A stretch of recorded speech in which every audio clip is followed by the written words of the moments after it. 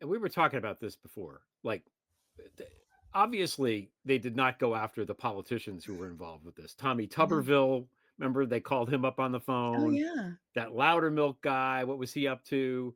Boebert was tweeting out where Pelosi was. Like, there's all these people that were involved. Matt But Gaetz and Marjorie Taylor Greene said, "We need pardons." mm, They yeah, came out they said, "We need pardons to engage in this thing. why would they Are need you gonna give pardons? us pardons?" Strange. Strange that they Yeah, would so need they knew pardons. it was illegal, and they got into it.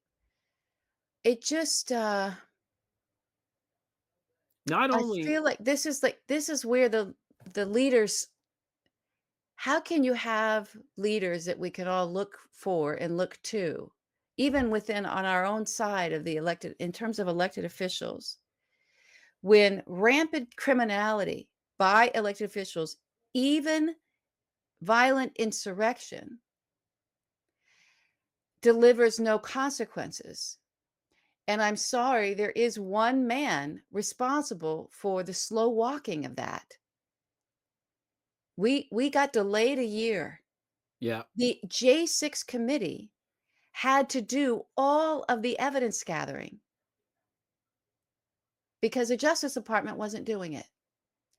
That's a truth we have to come to terms with and be frank about.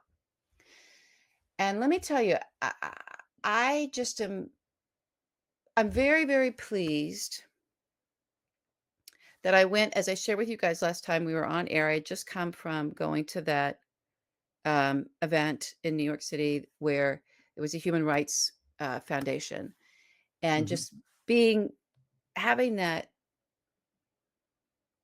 insight of it's going to come down to human rights. And we need to fight for it. And here are organizations and individuals who and lawyers and funds and resources that have been fighting for human rights and human right against fighting against human rights violations all over the world for decades now. And this is going to become sort of the bottom line up front, right? The core issue as we're careening into the big democracy, us collapsing under this sort of authoritarian future. And this real fascism is we're going to just see human rights right out of the gate. They're promising. The campaign yeah, promise was, right? Human rights violations. We're going to round up a bunch of people, even if they're US citizens. We don't like the way they are. And we're going to, you know, so I'm glad I have that anchor. I'm glad I have that because I don't have any leadership. There's no leadership. no, Um, and I really think there's a strong connection. I don't have quite all the words for it right now. Perhaps I'll write something about it. But there's when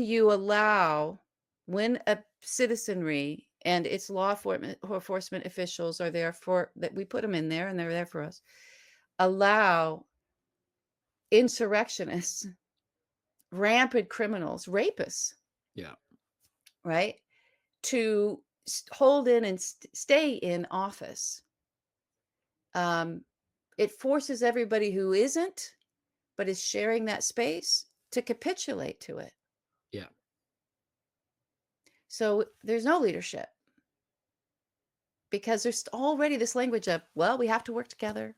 We have to find common ground. Maybe resisting isn't the way. Mm, Yeah.